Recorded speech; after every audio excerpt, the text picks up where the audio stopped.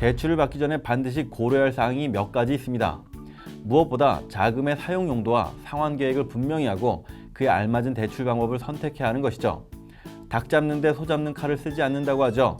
이처럼 6개월 이하의 단기간에 쓸 소액의 자금을 융통하기 위해 금리가 낮다는 이유로 장기 주택담보대출을 받는 것은 어리석은 일일 수 있습니다. 이런 경우 아직 만기가 남은 저축이나 보험이 있다면 이를 담보로 돈을 빌리는 예적금 담보대출이나 보험약관 대출을 활용하는 것이 나을 것입니다. 통상 돈이 필요해서 예적금을 중도 해지할 경우에는 포기해야 하는 이자가 적지 않은데 이를 피할 수 있기 때문입니다. 그럴 뿐만 아니라 대출 이자가 해당 금융상품 수익률의 1% 내외 정도를 더한 수준이기 때문에 신규로 대출받는 것보다 유리할 수 있습니다. 만약 이 방법이 여의치 않고 자신의 급여나 생활비 절약을 통해 단기간에 갚을 수 있다면 마이너스 대출도 유용할 수 있습니다. 그러나 마이너스 대출은 너무 손쉽게 이용할 수 있어 갚기를 미루게 된다면 그대로 한도까지 불어나 나중에 큰 짐이 될 수 있으므로 이용보다는 상환에 초점을 맞춰야 합니다. 직장인들이 주로 사용하는 대출 중에 마이너스 통장 있잖아요. 보통 마통이라고 하는 거예요. 거래은행에서 하나 만든 다음 일정 한도 내에서 이제 필요할 때마다 수시로 빼서 쓸 수 있어 편리한 건데, 근데 이게 좀 문제가 쓰다 보면 그냥 내 돈 같다는 게 문제예요. 그 마이너스 통장도 말이 통장이지 이게 엄연한 빚이거든요. 그러니까 급할 때야 뭐 좀 유용하겠지만 사실 잘못 사용하면 빚더미로 변할 수 있다는 거죠. 이 유행처럼 많이 쓰는 이유가 한번 약정하면 만기를 연장하기 전까지는 은행 방문이 필요가 없어요. 중도 상환 수수료도 없다는 거, 그리고 뭐 카드 대금 연체돼도 연체 수수료보다 대출 이자가 좀 낮다는 거거든요. 좋은데요? 아이, 그렇죠. 일단 장점이 꽤 있긴 있어요. 근데 좀 조심해야 되는 게, 일단 대개의 경우 신용대출보다 금리가 좀 약 한 0.5에서 1% 정도 좀 높아요. 그리고 대출이자가 복리로 계산된다는 거. 또 하나 이제 대출 한도까지 다 쓴 다음에 이자를 좀 갚지 않으면 신용대출처럼 이제 높은 연체 이자를 내야 한다는 거예요. 그래서 사실 이제 무엇보다도 이제 직장인들이 처음에는 이제 급할 때 잠깐 쓰면 되지 하고 이제 만들었다가 결국 이제 마이너스 대출 금액이 막 계속 불어나는 걸 보게 되는 거거든요. 쉬우니까 자꾸 이제 빚지게 되는 거죠. 자꾸 또 빚지게 되니까 한도는 또 막 늘게 되고, 그러다가 이제 어느 순간 눈덩이가 되어서 막 돌아오는 거예요. 막 빚더미를 보게 되는 거죠. 그럼 마이너스 통장은 아예 안 쓰는 게 좋은 거예요? 사실 안 쓰는 게 좋죠. 기본적으로는 그게 좋아요. 근데 이제 어쨌든 빚이니까 안 쓰는 게 좋은데, 다만 이제 좀 이런 경우에는 좀 잘 활용하면 좀 그나마 나을 수 있어요. 예를 들어 이 단기간에 대출금을 좀 갚을 수 있을 때가 있어요. 그럴 때는 좀 나름 괜찮은 거죠. 뭐 신용카드 결제율이 막 이렇게 다가오고 있는데 뭐 잔고가 없는 거죠. 그래서 일단 마이너스로 땡겨 쓰고, 그러면서 이제 갚고 그런 다음에 월급날 채워 넣을 수 있다면 뭐 그런 건 좀 쓸 수 있겠죠. 이럴 때 이제 뭐 1년 만기로 신용대출을 땡겨 쓸 바에야 차라리 그냥 잠깐 마이너스 통장 쓰는 게 나은 거죠. 하지만 1년 이상 뭐 마이너스 형태가 계속 갈 것 같다. 그러면 그냥 일반 대출로 받아가지고 이제 그냥 꼬박꼬박 분할 상환하면서 갚아나가는 게 그게 훨씬 낫죠.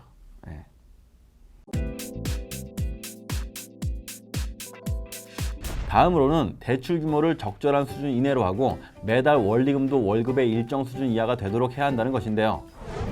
만약 대출 규모가 일정 범위를 넘어선다면 대출이 살림에 큰 부담으로 작용하여 결국 돈도 잃고 가정의 행복도 잃는 시발점이 될 수 있기 때문입니다. 보통 전문가들은 대출 규모를 집값의 30% 이내로 하고 매달 원리금도 월급의 30% 이하가 되도록 권장하는 편입니다. 그리고 무엇보다도 앞서 살펴보았듯이 대출이나 신용카드 사용 대금을 연체시키지 말아야겠죠. 하루라도 연체하면 곧바로 높은 연체료를 부담하게 될 뿐만 아니라 금융기관 콜센터로부터 독촉 전화를 받는 등 불쾌한 경험을 하게 되기 때문입니다. 더욱이 연체 기한이 길어져 금융채무 불이행자가 된다면 금융기관 간 자료 공유로 거래은행 이외의 여타 금융기관과도 정상적인 거래를 하기 어려울 수 있습니다. 요즘 주위를 보면요, 그 대출을 진짜 쉽게 받는 분위기예요. 예. 이게 결국 사실 다 모은 다음 뭐 쓸 거냐, 예, 뭐쓴 다음 갚을 거냐의 문제거든요. 쌤은 주로 모은 다음 쓰는 사람이세요? 아니면 쓴 다음에 모으는 사람이에요? 저야 당연히 모은 다음 쓰죠. 예. 아닌가? 일단 그 신용카드를 쓰긴 쓰니까 사실 뭐 쓴 다음 갚는 것도 맞긴 맞네요. 예. 그렇다고 제가 뭐 신용 대출을 받거나 마이너스 통장을 쓰진 않아요. 예. 가급적이면 이제 모은 거에서 쓰거나 이제 벌은 거에서 쓰죠.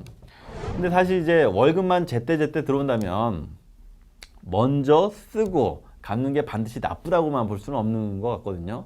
이제 다만 월급이 이제 끊기는 순간이 오면 그때부터 아주 고통스럽다는 거죠. 예, 뭐 실직을 당한다거나 뭐 사업을 접게 된다거나 하면 그때부터 이제 큰일 나는 거거든요. 그래서 불확실한 미래, 이런 미래를 좀 대비해서 가급적 이제 신용카드보다는 체크카드를 마이너스 통장보다는 비상금 마련 이렇게 하는 게 좀 좋은 거죠.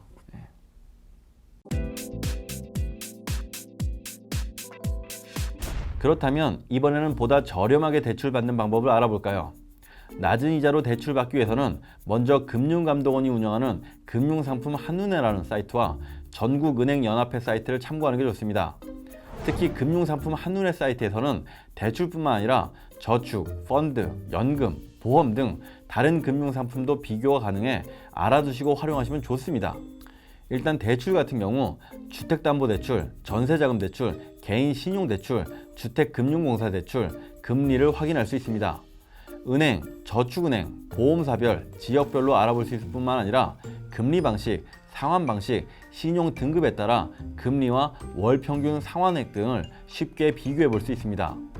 담보대출은 고객의 신용도나 거래 실적에 따라 금리가 낮게 적용되므로 본인의 급여 통장이나 각종 결제 통장이 있는 주거래 은행을 중심으로 자신의 할인폭을 알아봐야 하는데요. 특히 부동산 담보대출에는 근저당 설정 등 여러 가지 부대 비용이 소요되므로 그 비용이 어떻게 되는지도 꼭 챙겨야 합니다. 신용대출도 담보대출과 마찬가지로 주거래 은행을 이용하면 여러 가지 혜택이 있습니다. 보통 주거래은행을 지정하고 거래 실적을 늘리면 대출 한도 확대나 우대금리 적용 등의 혜택을 받을 수 있죠. 직장인이 아니더라도 은행과의 거래 실적만으로 신용대출이 가능하며 금리 혜택도 있으므로 먼저 자신의 거래은행에 문의할 필요가 있는 것입니다. 신용등급이 높은 경우에도 대출 금액이 크지 않거나 단기 대출일 경우 쉽고 간편한 제2금융권이나 제3금융권 대출을 이용하는 경우가 많습니다. 은행을 찾아가서 상담하는 것이 번거롭고 귀찮기 때문입니다. 그러나 대부분의 은행에서 이런 고객을 위해 인터넷 대출을 취급하고 있습니다. 따라서 필요한 경우 주거래은행 인터넷 홈페이지를 통해 대출을 쉽게 받을 수 있습니다. 이렇게 하면 주거래은행과의 거래 실적을 쌓는 동시에 자산과 부채를 이곳저곳 여러 금융회사에 분산하지 않고 한 곳에서 관리할 수 있다는 장점이 있습니다. 물론 당연한 얘기지만 주거래은행을 활용하라는 것은 될 수 있는 대로 금융거래를 한 군데로 몰아서 하라는 의미일 뿐 거래 실적을 늘리려고 일부러 신용카드를 만들고 타행 이체 등을 반복하라는 뜻은 아닙니다. 한편 신용등급이 낮은 경우 혹시라도 대출 거절당할까봐 대출 광고 전단지를 보고 대부업체나 대부중개업체에 연락하는 경우가 많습니다. 제3금융권인 대부업체 금리는 대부분 연 20%를 훌쩍 넘을 정도로 매우 높은 게 현실입니다. 금리가 너무 높기 때문에 한 번 잘못 쉽게 빌렸다가 고금리 덫에 걸려 빚더미에서 헤어나오지 못할 수 있는 것입니다. 요즘 그 TV를 틀면요, 정말 대부업체 광고 정말 많이 나와요. 광고도 어디서 어떻게 만드는지 눈에 그냥 확 띄고 통통 튀게 진짜 잘 만들잖아요. 근데 이제 재밌는 건 그 잘 나가는 그 대부업체들 대부분이 사실은 일본계라는 거예요. 그 일본계 대부업체가 규모 면에서나 뭐 거의 절반 이상 차지하거든요. 그 잘 아시는 뭐 러시안, 뭐 산화 이런 게 다 대부분 일본계예요. 진짜요? 처음 알았어요. 저축은행도 사실 일본계가 많아요. 왜 그렇게 일본계가 많은 거예요? 일본은 금리가 우리보다 좀 싸잖아요. 그러니까 이제 자기네 나라에서 싸게 빌려서 우리나라에서 아주 비싸게 고금리로 파는 거죠. 장사가 잘 될 수밖에 없는 거예요. 문제가 일본계건 사실 국내 토종이건 간에 사실은 너무 고금이다. 그러니까 한번 잘못 빌렸다가는 그냥 집안이 망할 수 있다는 거죠. 그 연예계에도 그 대부업체 때문에 힘든 사람들 많잖아요. 그 유명 MC 누구죠? 그 김모 씨. 그분도 막 부인이 뭐 대부업체에서 돈 빌렸다 그러는 바람에 뭐 힘들었고, 그 예전에 그 아주 히트했던 뭐죠? 응답하라 시리즈. 거기 드라마에 나왔던 박모 씨도 뭐 아버지가 대부업체에서 아마 돈 빌렸다가 뭐 보증 섰나 봐요. 연대보증. 아주 힘들었다고 하던데, 하여튼 뭐 그런 식으로 한번 뭐 고리대금 이렇게 덫에 걸려버리면 그냥 뭐 가족 전체가 완전히 고통받을 수 있는 그런 거라 정말 조심해야 돼요. 신용 등급이 낮으면 정말 어쩔 수 없이 그런 대부업체나 사금융을 이용하게 되는 거잖아요. 그런 분들은 어떻게 해야 돼요? 일단 그 정말 신용 등급 때문에 어쩔 수 없이 대부업체를 이용해야 하는 상황이 온다면 일단 서민금융대출 지원제도라는 게 있거든요. 서민금융 대출 지원 제도요? 그 있잖아요. 그 가끔 이제 전화 같은 거 많이 받으실 텐데, 그 뭐 세이만 홀씨다, 뭐 햇살론이다, 뭐 미소금융이다, 뭐 바꿔드림론, 이런 제도들이 있어요. 꽤 많은데 이런 제도들은 그 일반 서민들을 위해서 마련한 제도거든요. 그러니까 이게 정부에서 만든 제도가 많다 보니까 요건만 해당되면 대부업체보다 아주 정말로 훨씬 저렴한 그런 이자율로 이용이 가능한 거죠. 물론 이제 제도마다 이제 내용들이 조금씩 달라요. 그래서 조금씩 다르니까 이왕이면 좀 금융감독원이나 뭐 서민금융 통합 콜센터라고 있거든요. 그런 곳에 이제 전화해서 일단 뭐가 내게 좀 적합한지 상담부터 받는 게 낫겠죠.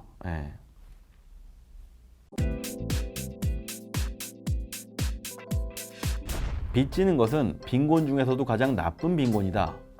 영국의 역사가인 토머스 풀러의 말입니다. 가장 나쁜 빈곤이라 얘기한 건 가장 불행한 빈곤을 뜻한 게 아닐지 모르겠습니다. 빚을 갚으려면 더 많이 벌거나 더 적게 쓰는 방법밖에 없을 텐데요. 제 생각엔 더 많이 벌기보다는 더 적게 쓰는 게 쉬워 보입니다만, 여러분 생각은 어떠신지요? 돈에 얽매이지 않고 돈을 바로잡는 삶, 충전스쿨의 양보석이었습니다. 감사합니다.